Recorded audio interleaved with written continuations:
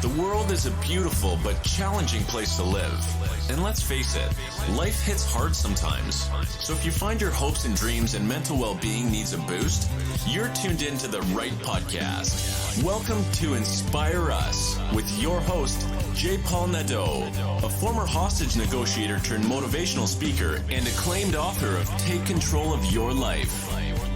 And now, here's your host, J. Paul Nadeau.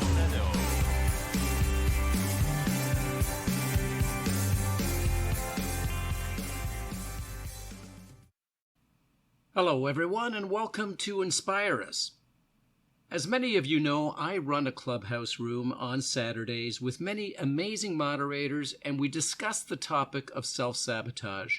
In fact, our room is there to help people negotiate their way out of self-sabotage. So let's talk a little bit about what self-sabotage is. I'm going to start by saying that the definition of sabotage actually includes to deliberately destroy, damage, or obstruct something. The key word there is deliberately. When we hear of an act of sabotage, we know that somebody has actually either destroyed, damaged, or obstructed something. It was a deliberate act. It wasn't an accident. Now, when it comes to self-sabotage, well, that refers to behaviors or thought patterns that hold us back and prevent us from living the life that we want to live, the life that we deserve to live. Now the question becomes, is it a deliberate act? In many instances it is, because once we become aware that we are sabotaging ourselves, that we're not moving forward, that something is preventing us, that we're not being our best selves, then that is a deliberate act if we continue to give in to it. Now some of the examples of self-sabotage include, and when I say this, I want you to take a moment and think about your own life. Is this something that you're doing? And if it is, then it is an act of self-sabotage. Once we police our thoughts and we become aware of what we're doing, it's our responsibility to stop doing it. Now, it's not that easy, I know, but it can be done, and I'm going to give you a couple of hints on how to do that. So here are some examples on self-sabotage. Blaming others when things go wrong. Now, that's a big one. Whether it be a job or a relationship, when things go wrong, many people point the finger at their bosses, their co-workers, their surroundings, whatever, their pasts. And they say, you know what, it's because of him or her or the way that I was brought up. That's what it is. In a relationship, the same is true. You point at the other person and say, it's their fault, they didn't understand me, whatever. Well, stop doing that. That's crazy. We have to really examine ourselves. One of the great things that we can do is to take some time every week or two to examine our lives, to see what is going right and what's not going right, and to make the changes that we want in our lives. I can talk about that further at some other point. But right now, blaming others when things go wrong requires you to take a real look into yourself. Take accountability for yourself. See if there are things that you need to change to improve your circumstances. Maybe the job isn't right for you, maybe the person isn't right for you, or maybe you're not right for the job or the person. Do some self-examination. Socrates once said, an unexamined life is a life not worth living. So if you're pointing the fingers at other people and you're doing this, or you're pointing your finger at the job or your past, stop doing it. Take a look at yourself. Be accountable to yourself and make the changes that you need to make. Another one is choosing to walk away when things don't go right. Very similar to blaming others, you're not taking responsibility. You're not facing what needs to be faced. You're putting your head in the sand and you're saying it's all going to go away. Well, guess what? It's not. It's not all going to go away. In fact, I guarantee you that it will poke up its ugly head at some other point. So if you choose to walk away when things don't go right, they're not going to get right on their own. You're going to have to do some work. That's your responsibility. And I hope that you step into that power that you have, that you reach in and say, okay, I can deal with this. I got to take a deep breath. Here we go. So that's another example of self-sabotage. Procrastination is another one. Feeling that sense of overwhelm. So procrastination has two parts to it. Number one, you procrastinate because the task is big, or it appears big, because you're looking at its entirety. You're looking at the whole thing going, I can't possibly do all this. Well, guess what? You don't have to do it all at once. In many instances, you can do it one step at a time. Do it for 5 minutes or 10 minutes and then work on that. Don't look at the entire project. Look at what you can control in the moment. And that is very important. The second part of procrastination is that sometimes we're not equipped, or we don't have the ability or the knowledge on how to do something. That's not really procrastination. It only becomes procrastination if you put it on the back burner and you just don't deal with it. What you should be doing is looking for somebody who has the talents, the means, and the ability to do it, and then getting it done. Hiring somebody, that's okay. Guess what? If it's not going to get done, take a little bit of money or whatever it requires and just do it if it's that important to you.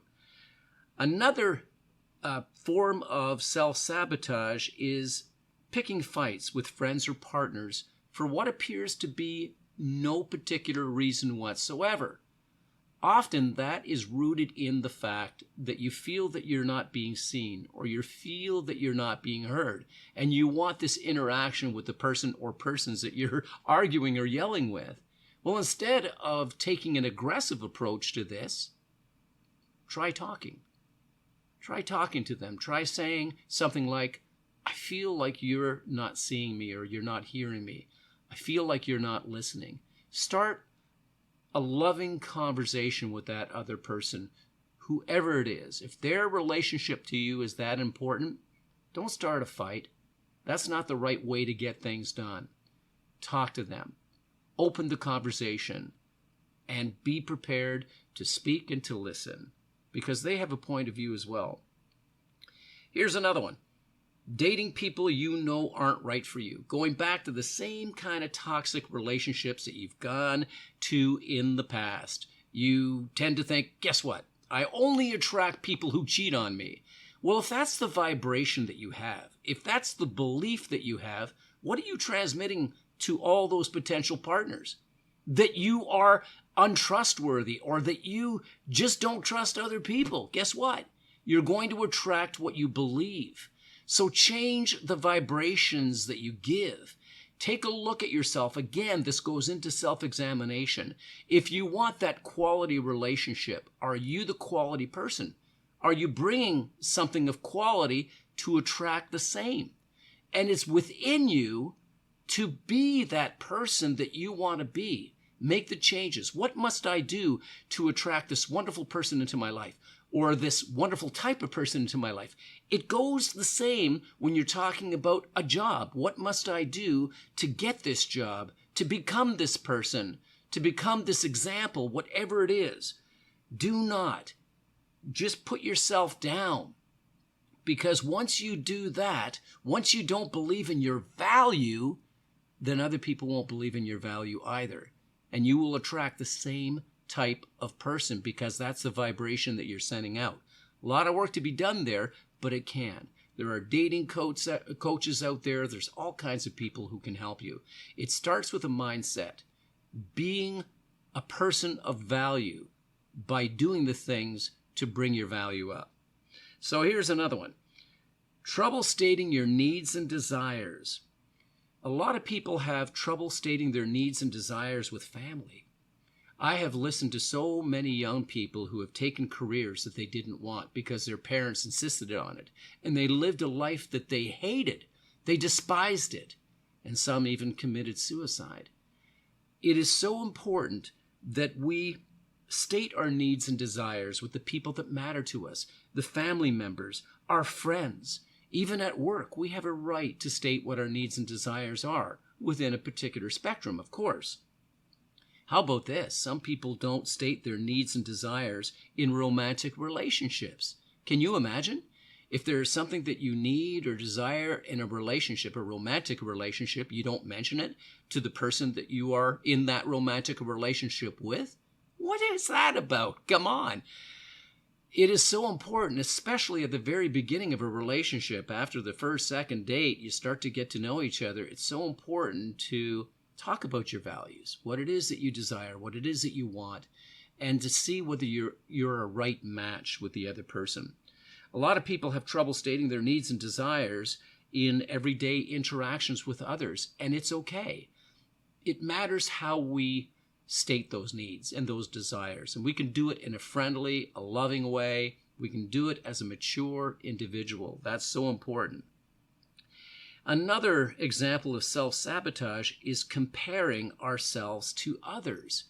So many people compare themselves to what they see on social media, especially when they go to places like Instagram or Facebook and they see these people who are living these amazing lives or appear to be living these amazing lives.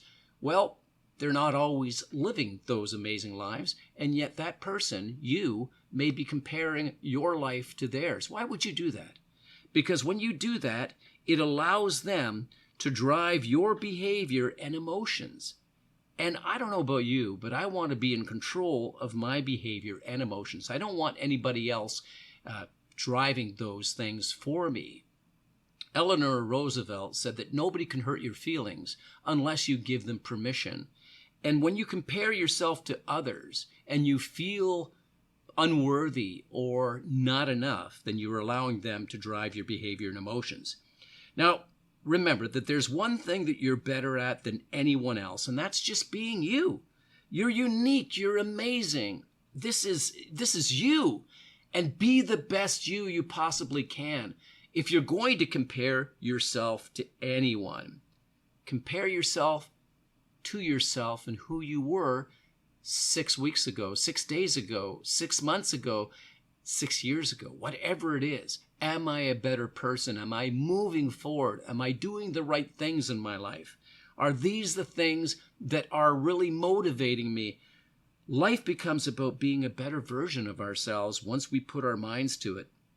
The recipe for happiness comes from within ourselves. It's not from anybody else or any other things. It comes from what we choose to be happy about. And if you're going to compare, I'm going to repeat it again, compare yourself to yourself, who you were yesterday, a month ago, a year ago. Now, another big one, a big example of self-sabotage is blaming and shaming ourselves for things that we've done in the past, wrong things. If we've hurt somebody's feelings or if something didn't work out, we go back and we revisit that and we said, never should have hurt this person, or I should have done this differently, or I should have, or I could have. When we blame and shame ourselves, we are doing ourselves an injustice because you're not that person anymore. You've grown. You should have grown. You're standing on the shoulders of that person that you once were. Why would you go back with your bags all packed to the Poor Me Hotel? Go back and say, I should have been better. I could have saved this relationship. I could have done this. I could have done that. Oh my goodness. No, that does not serve you in the least. What's important is that if you're going to go back and take a look at that instance, that time that you hurt somebody, are you the same person? And if you are, kick yourself in the butt and start doing the work. Because, dear friend, if you don't make the changes, if you don't take responsibility and accountability for who you are today, you're never going to change. So if you go back and you take a look at this particular instance in which you could have done better, don't blame and shame yourself. Just learn from it and say, I am standing on the shoulders of that person that I once was. I'm no longer that person. And if you need to reach out to the person that you hurt and ask for forgiveness, do so. And also forgive yourself while you're at it. That's a real big, important one. And learn from the experience, move on. It is your responsibility to become the best version of yourself. This is your life after all. Nobody's going to live it for you. So, choices. Choices are so important for us to make. Now, another example of self-sabotage comes down to listening to that little voice in our heads that sounds just like us. Little liars, right? They sound just like us. And you know what they say? Those little voices say, I can't do anything right. So I'm not even going to try. I never succeed, so I'm not even going to put an effort into it. Why does this always happen to me? Why me? Well, just like going to the Poor Me Hotel, you can also go to the Why Me Bar, which is inside the Poor Me Hotel. And the Why Me Bar sells these dirty drinks at half price. You go in, you say, why does this always happen to me? It doesn't happen to anybody else. Why me? Why me? Stop that. Stop and challenge those voices. Be aware of them. Other voices will say, nobody loves me. Everybody hates me. I don't get along. I'm not worthy.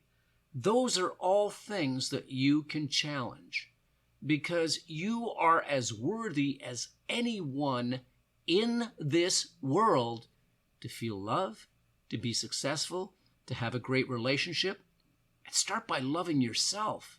Start by dating yourself and being the person that you want to be so that you can attract other amazing human beings into your life. We are limitless. There's so much that we can do. The problem is many of us are afraid of taking those steps. Many of us won't take those steps because we're afraid of being judged. This is a big one. A lot of our failures comes down to the fear of being judged by others. We're afraid of what they're going to say, how they're going to feel about us. Well, guess what? They're going to think about you for maybe 10, 15 seconds, then they're going to worry about their own lives. When we start to fear the judgment of others, we're not living our life to the fullest. We're not believing in ourselves. We're letting other people drive those emotions. That's a big one.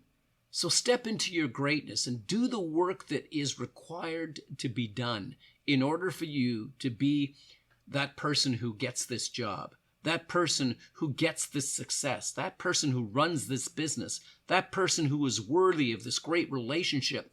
It's all within your ability to do it. And I tell you, there are certain steps that you can take to make this happen. So let's take a look at some of those steps. Number one, examine your narrative. What is it you're telling yourself?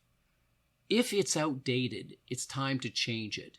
Again, it comes down to what Socrates says about examining your life. It's so important to take a look and say, okay, well, guess what? This relationship is not working well. How am I responsible, or am I responsible for any part of that? And what must I do? And if it's a relationship that you don't want, cut it out. It's extra weight that you don't need. There are certain people in your life who are toxic, certain people in your life that you don't need, so cut them out. But if you're looking at a relationship and you're seeing that it's not working, what can you do to build the bridge, to open the channels of communication once again? So examine your narrative. What is it that you tell yourself? And challenge it. So much comes down to examining the narrative and challenging it. In his book, Learned Optimism, Martin E.P. Seligman speaks about the inner narrative challenge. And he says it comes down to A, B, C, D. A is the adversity. So if you're examining your narrative and you're telling yourself that you're not good enough, so examine that adversity. That's the A. Now, the B is the belief that we attach to the A. So if I believe that I'm not good enough or I'm not worthy enough, the belief I'm going to attach to it is that I'm unworthy. I'm just a piece of crap, or whatever. I'm never going to amount to anything. That's the belief I attach to it. Now the C, so we've gone from the A, the adversity, that belief that you have, that thing that you keep telling yourself that is no good. The B, the belief that you attach to it. And we go to the C, the consequence of that belief. Well, the consequence of not believing that you're worthy enough or that you're good enough is you won't try anything. You won't take a shot. You won't ask for the job. You won't ask for the date. You won't go out and socialize, whatever. There's a consequence to it. So you have the A, the B, the C, and now you have the D. Your ability to dispute. D stands for the disputation. I dispute that. I am worthy enough. Start using the I am statements. I am amazing. I am powerful. I am loving. I am worthy. I am. Start your day off with intention. I do. I know that a lot of people start their days off just by chance. They get up, they They might grab a breakfast, take a shower, clothe their bodies, and out the door they go. Well, why not starting your day off deliberately? And what I mean by that is the first thing you do after you wake up and you kind of stretch, take a few moments to be grateful for the things that you have in your life. Those wonderful, amazing things that you have in your life. The people in your life, the roof over your head, the food that you have, the health that you have, the fact that you woke up. Doesn't take long to be grateful for the things that you have. The next thing is to get into the right mindset. Set your day off with intention. Today is going to be amazing. Talk to yourself. Give yourself these mantras. Today is going to be amazing. Nothing is going to get in my way. And then the I am statements. I am powerful. I am amazing. I am resilient. I am me. And just go on out there and take on the day with intention. You clothe the inner side of your body and the exterior of your body. Important to look into the closet of your mind, because in the closet of our minds, we have, I'm going to imagine, two kinds of closets. Number one, that's a dark closet. That's a closet that you want to keep closed. It holds within it regret, that shame and blame I talked about, fear, all that kind of stuff. It's a dark closet. You want to keep that one locked. What you want to do is go to the other side of the hallway into the closet of light and bright. That one has these beautiful, wonderful garments: hope, love, faith, endurance, all these things. You want to go in and pick an attitude. My attitude today is one of success. My attitude today, I'm picking this one. I'm going to pick love and success and gratitude. I'm going to pick all these up. And you do that with intention. Only takes about 5 minutes, folks. 5 minutes to start your day off with intention. That way, when something happens, you won't be reactive to what happens. You'll be responding to what happens. You'll be taking a moment to take a look at what happened and choosing your response to it. Viktor Frankl, he was an amazing individual, and he wrote a book called Man's Search for Meaning. He was captured by the Nazis and put into a concentration camp, and he knew that at any time he could be killed. He could go to the chambers. But he was a doctor, and he observed the behavior of others, and he wrote this wonderful book, again, Man's Search for Meaning. And he says this. He says, between stimulus and response, there is a space. In that space is our power to choose our response. In our response lies our growth and freedom. Now think about that for a moment. We are not, or should not be, first reactors, just reacting to everything that happened.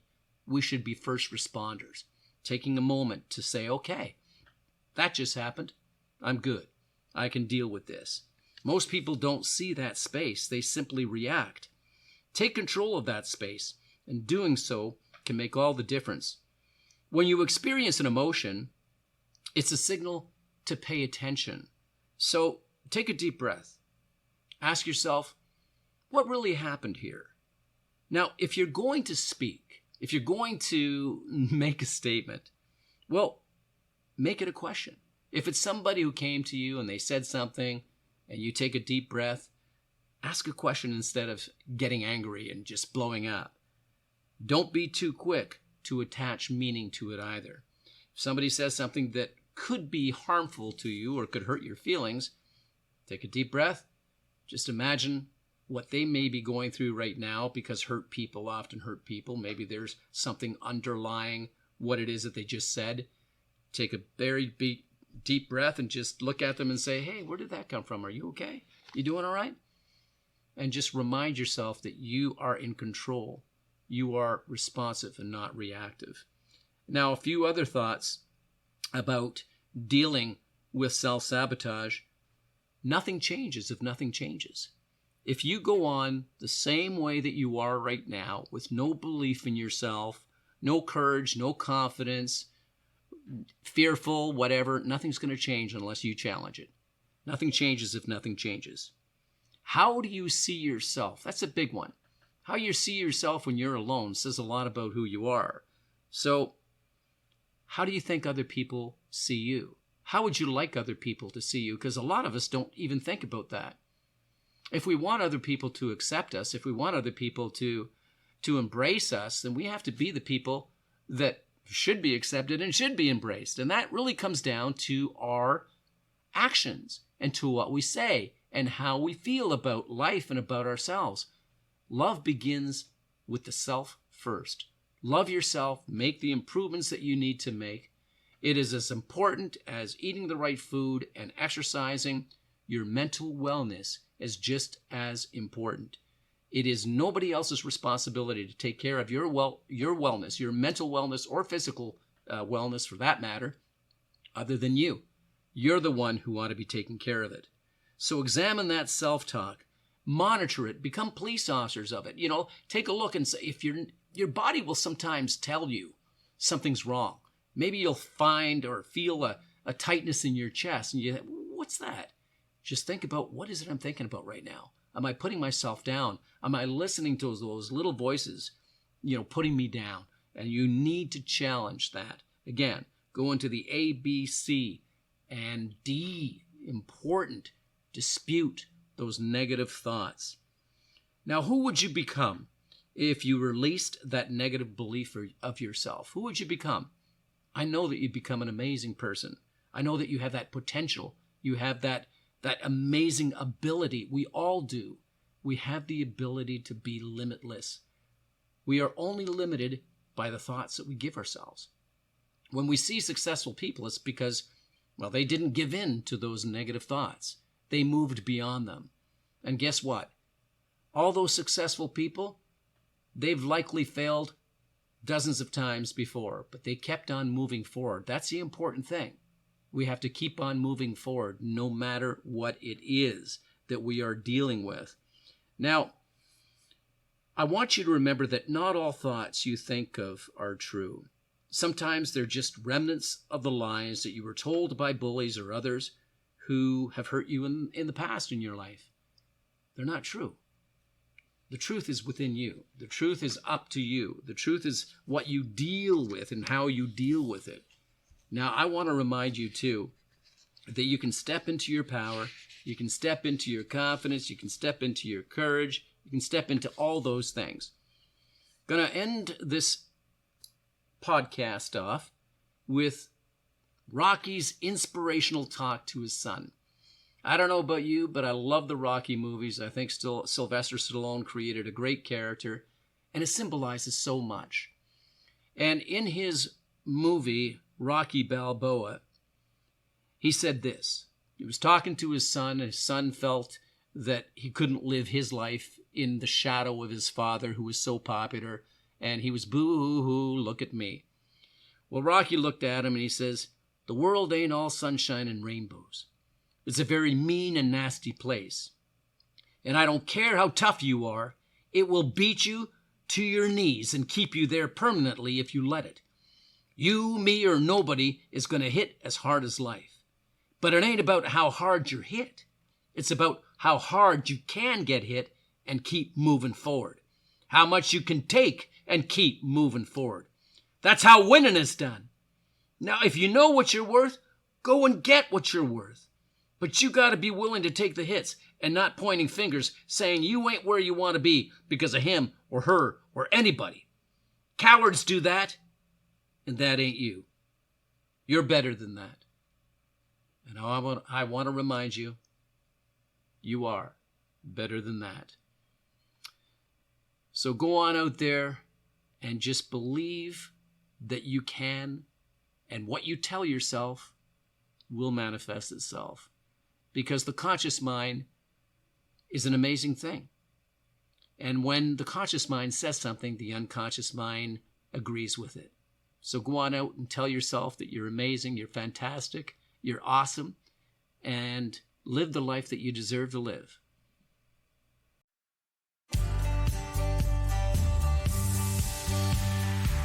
Thanks for listening Tune in next week for another insightful episode. If you haven't already, hit the subscribe button and leave your comments. For more information, check out our website at www.inspireus.ca. Remember, it's not what happens to us that matters most. It's how we respond to what happens to us that does. Stay strong and resilient.